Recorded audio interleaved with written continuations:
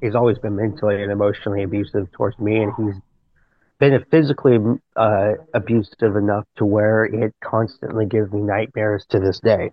So it's very very difficult.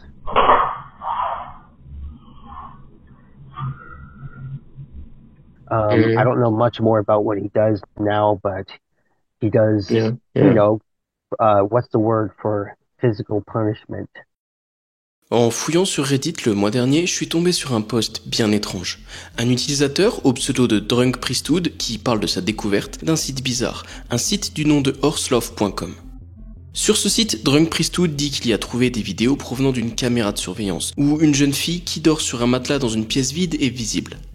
Peu de temps après avoir mis en lumière ce site, les vidéos ont étrangement été toutes retirées du site internet, sans aucune explication ni réponse.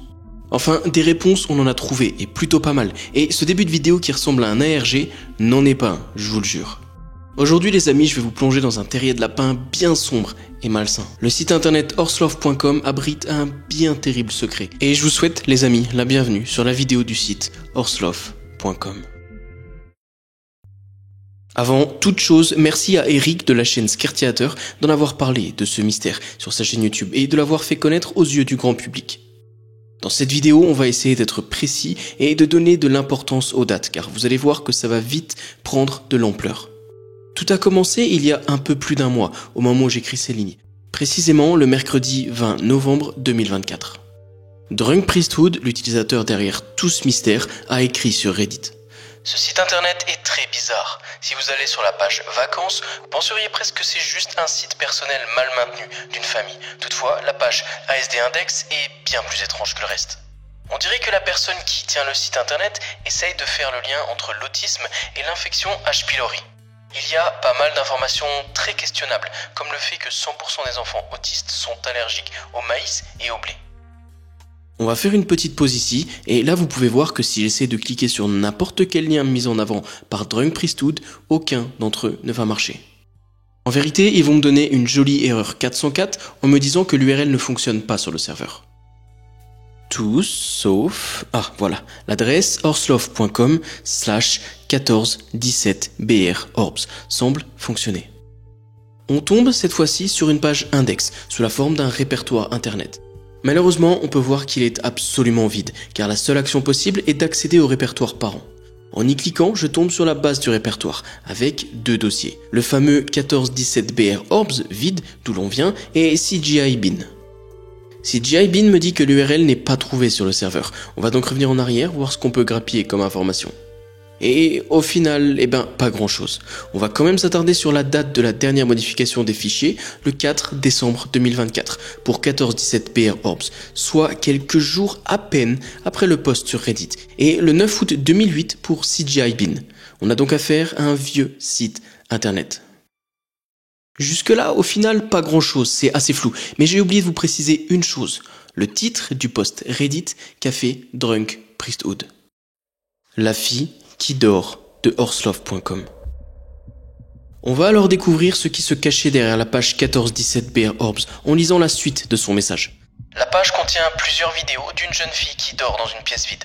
La pièce ne semble pas être un hôpital, bien que la seule pensée rationnelle que j'ai, c'est que toutes ces vidéos existent dans le cadre d'une supervision médicale. Il va ensuite donner quelques détails concernant les vidéos supprimées, comme par exemple le fait que dans certains d'entre elles, une personne entre dans la pièce, observe la jeune fille et repart, ou alors qu'à certains moments, le son d'une télé se fait entendre. Il donne ensuite le lien d'une autre vidéo où il dit qu'une voix se fait entendre, mais une fois de plus, la vidéo n'est pas accessible. Il est donc pour moi l'heure de vous introduire ma grande amie de toujours. Je vous présente la Wayback Machine. Et là, comme par magie, on va pouvoir accéder à une ancienne version du site. Plus précisément, je vais aller voir sur celle qui est la plus proche de la date initiale du post Reddit de Drunk Priesthood, à savoir la version du site en date du 29 novembre 2024. Et là, bingo, on a accès à déjà bien plus de choses. Les fichiers ASD Index 2007 Vacation et Vacation Peak sont maintenant accessibles et décrivent parfaitement le témoignage de Dark Priesthood. Alors que les fichiers 2007 Vacation et Vacation Pics datent tous les deux d'août 2012 et donnent juste l'impression que le site internet est un simple site d'archives de famille. Le fichier ASD Index, quant à lui, comme le disait le post Reddit, est autrement plus bizarre.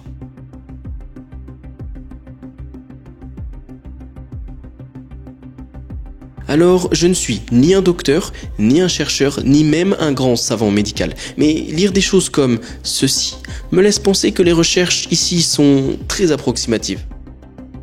Maintenant, on va s'intéresser au fichier 1417 BR Orbs, celui qui est censé contenir les vidéos d'une jeune fille qui dort dans une autre pièce vide.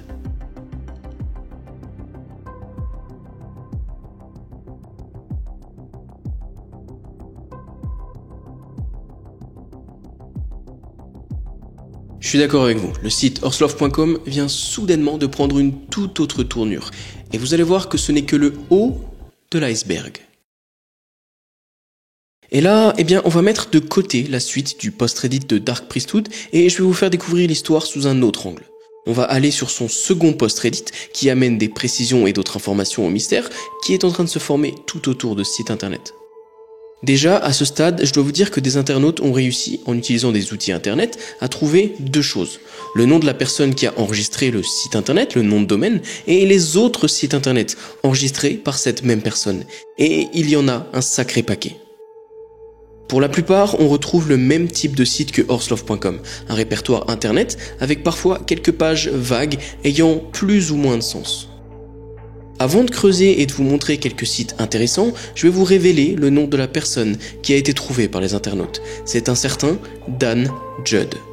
Le fait que Dan Judd soit la personne derrière tous ces sites semble se confirmer, avec des adresses internet comme danieljudd.com, audreyjudd.com ou encore danjuddfamily.com.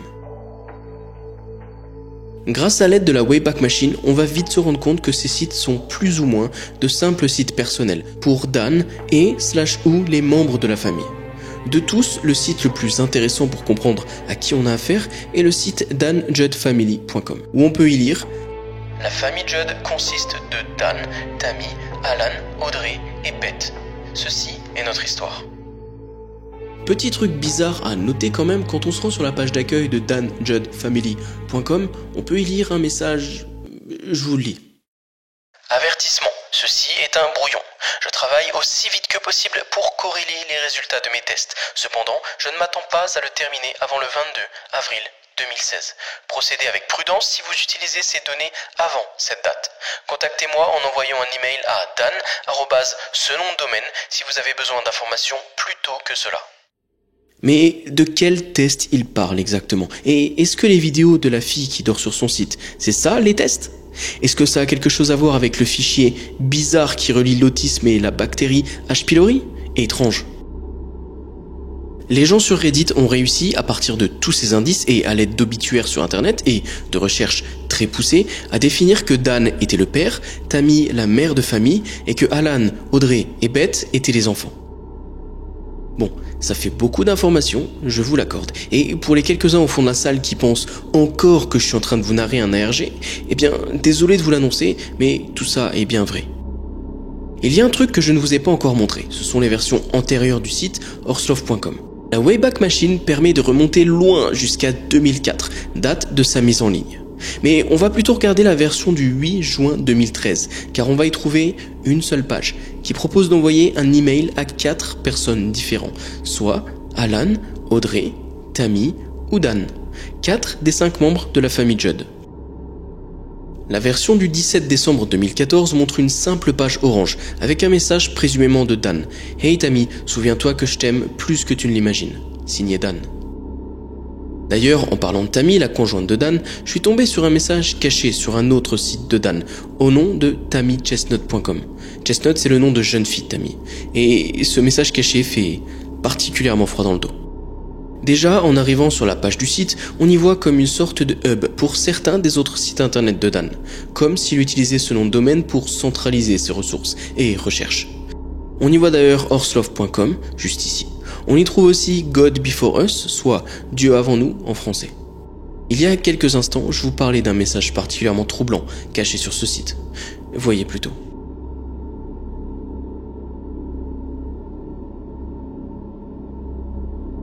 Que faire quand votre enfant est par un officier de police? Qui appeler? À qui le montrer? Jusqu'à où devons-nous aller? Les amis, je suis au milieu de la vidéo et je fais une petite pause. En fait, j'ai contacté Alan. Ça va pas trop se voir. Bref, j'ai contacté Alan sur Reddit et il vient de me répondre et il est OK pour faire un appel, lui et moi. Ok, maintenant j'aimerais vous présenter un autre site internet de Dan Judd, celui que je pense être le plus intéressant, oklds.com. OKLDS, c'est l'acronyme pour Oklahoma Latter-day Saints. Et Latter-day Saints, c'est un mouvement religieux et culturel connu notamment par l'appellation des membres de leur groupe, les Mormons. Tout ça est confirmé par le fichier 116 pages qui fait référence au manuscrit perdu par Joseph Smith, le fondateur du mouvement Latter-day Saints et des Mormons d'ailleurs. Le second fichier, Notes sur l'autisme, est inaccessible car il demande un mot de passe. En revanche, si on revient quelques années en arrière avec la Wayback Machine, le site nous met directement sur cette page.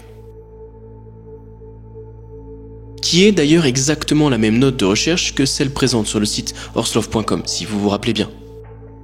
Chose intéressante, car si au contraire on cherche des images du site plus récentes, toujours via la Wayback Machine, on va trouver par exemple, en date du 5 janvier, un simple message qui dit « La plupart des fichiers de ce site sont protégés par un mot de passe. Contactez-moi avec ce nom de domaine pour recevoir un nom d'utilisateur et un mot de passe. » On peut vite comprendre donc que Dan Judd est quelqu'un de très religieux.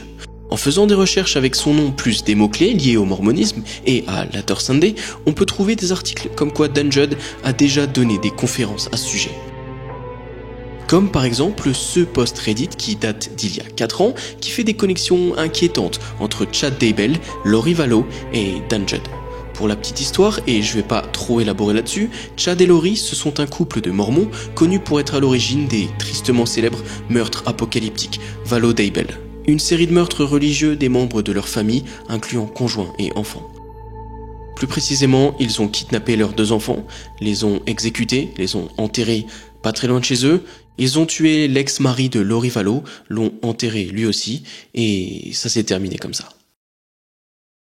Sur un forum internet mormon, on peut aussi y trouver des messages inquiétants d'un membre qui a le pseudo OKLDS d'ailleurs, qui dit qu'il a trouvé les 116 pages du manuscrit perdu de Joseph Smith. Alors, je suis pas religieux du tout et je veux manquer de respect à aucune religion, mais j'ai fait des petites recherches et les 116 pages, c'est quelque chose d'extrêmement sacré pour les Mormons. C'est vraiment pour eux un livre clé et c'est vraiment un ouvrage très important. Et justement, si on retourne sur le post Reddit qui parle de Daybell et Vallow, on peut y lire que Dan Judd aurait donné une conférence au sujet des 116 pages qui seraient en sa possession et qu'à cette occasion, il aurait rencontré et se serait entretenu avec le couple Daybell-Vallow. Il aurait peut-être donc lié des liens avec eux. Et vous connaissez Reddit et les internautes férus de mystère. Plus on découvrait de choses concernant Dan Judd, ses relations avec des meurtriers apocalyptiques, sa filiation avec l'église mormon et d'autres choses, plus de choses ont été déterrées. Notamment un vieux post sur un forum dédié au mormonisme, encore une fois, où Dan Judd, sous un pseudo très facilement reconnaissable, disait être un descendant direct du fondateur des Mormons, Joseph Smith. Et là, eh bien, on va rentrer dans des spéculations, certes, mais des rapprochements ont été faits par certains éditeurs entre le passé troublant, entre guillemets, de Joseph Smith, qui aurait eu plus d'une 40aine de femmes, dont certaines jusqu'à 14. Bon, ça fait quand même un paquet d'informations pour beaucoup trop peu de réponses. On est tombé dans un sacré terrain de lapin, et c'est pas faute de vous avoir prévenu. Donc, pour résumer, on a un homme, Dan Judd, un religieux mormon qui, depuis le début des années 2000, a créé une multitude de sites internet, qui sont tous plus ou moins liés entre eux à travers 2 sujets, la religion et l'autisme. Il semble aussi aimer beaucoup sa femme, comme on peut le voir à travers plusieurs pages de ses sites internet où il lui dédie parfois un message, et il fait des recherches. C'est peu clair, mais on peut comprendre qu'elles sont liées à l'autisme.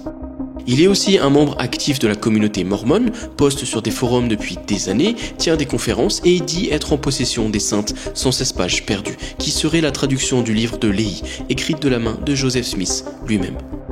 En plus de sa femme Tammy, il aurait 3 enfants, Alan, Audrey et Beth.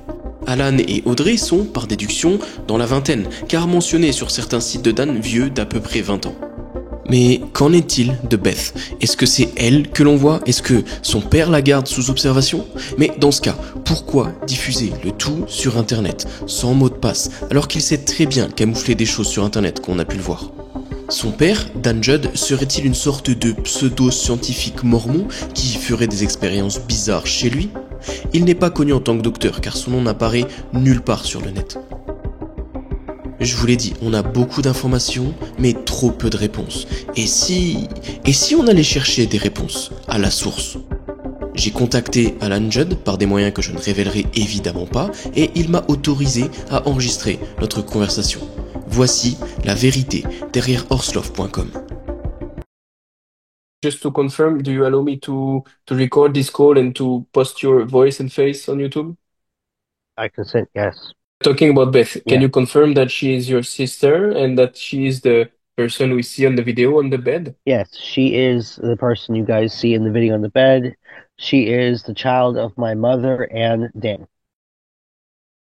Dan Judd studied about autism, and if you know about his studies and if you know if he backed up anything about it or if he just made up everything.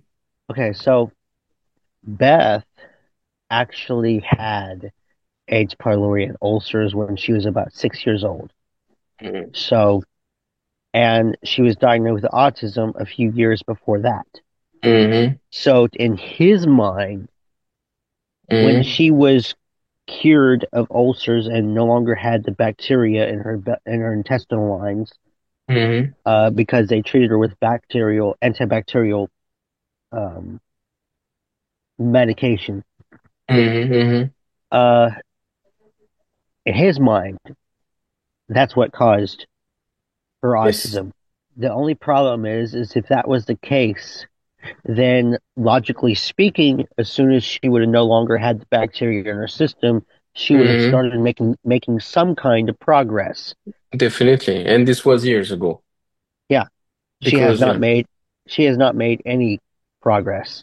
All I know is that he seems to think that she's going to snap out of it one day and start talking.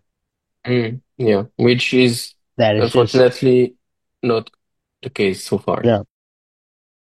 He's definitely unstable. He's definitely got issues in his head. Mm-hmm. He doesn't keep her in the room all the time. Okay, good. He mainly keeps, the door closed at nighttime. He tries to, he allows her to roam the house. There's certain areas she's obviously not allowed to walk in, like the Mm-hmm. kitchen and stuff like that. She So, could hurt or harm herself. yeah. Yeah. He lets her roam around the house until she gets in trouble and she sends to her bedroom. Typical parent stuff. I Mm-hmm. don't know much more about what he does now, but he does, Yeah. Yeah. what's the word for physical punishment? Do you know why Dan suddenly deleted all the videos in the website horseloft.com? He likes to say he doesn't scare easier. He doesn't scare easy and he doesn't get embarrassed at all. But Mm-hmm. if I had to bet, he probably got a little bit uneasy Mm-hmm. about, because there was several theories going on that there was multiple girls, and people were shooting around Morse code and stuff like that. And Do you know if Dan is physically or mentally abusive or has been abusive towards you or any of your sisters? he's always been mentally and emotionally abusive towards me, and he's been physically abusive enough to where it constantly gives me nightmares to this day. So Mm. it's very, very difficult. He has been physically abusive towards my sisters, yes. Um, One such case, I don't know if he still does this, but Beth loves to take off her shoes. She does not Mm. like wearing shoes. And Mm. during the summertime, he'll literally try to teach her the same concept that he'll Mm. have her walk on the hot pavement without her shoes and then put her shoes on. And then all of a sudden, all is good and dandy. It's like, no, she doesn't get that concept. Can you confirm me or not confirm me if Dan is actively involved in the Mormon activities? Yes, he is. He has been inside the LDS Church since Mhm. 2013. November 23rd, I believe, was the family baptismal date. About the Mormon and the LDS, I've read something about the 116 pages, of the Book of Lehi that Dan claims owning. Can you tell me about this? He has been claiming that he has had those 116 pages since 2019, but he's claimed he's known where they were. since before we even got baptized. Okay. Dan has claimed that he was descended from Joseph Smith through Joseph Smith's granddaughter marrying one of his ancestors. Yeah, he said that. Yeah, crazy. Was Yeah. Zadok Nap Judd. He claims that he's descended from him. Donc, pour résumer, et d'après les mots d'Alan, Dan Judd est simplement un père mormon, mentalement instable et parfois violent, qui pense que sa fille va guérir de son autisme du jour au lendemain par elle-même. Il la garde donc sous surveillance au lieu de lui proposer un traitement médical adéquat, et Alan et sa famille préfèrent s'en tenir à ça, car au moins Beth est avec eux. Si les services sociaux venaient à s'en mêler, ça pourrait faire plus de mal que de bien. Merci encore à Scare Theater d'avoir mis en lumière cette vidéo et l'histoire d'Alan et de la famille Judd, car ce genre d'histoire nécessite d'être partagée. Et aussi un grand merci à toi, Alan, d'avoir eu la gentillesse d'accepter mon appel et de répondre à mes questions. Un petit mot de la fin les amis pour vous dire que je viens enfin de créer mon Patreon. Dessus j'y mets les vidéos 24 heures à l'avance, sans publicité ni censure et en version longue quand elle existe. Par exemple pour cette vidéo, vous aurez en supplément les 17 minutes d'appel avec Alan Judd, seulement sur la vidéo sur le Patreon.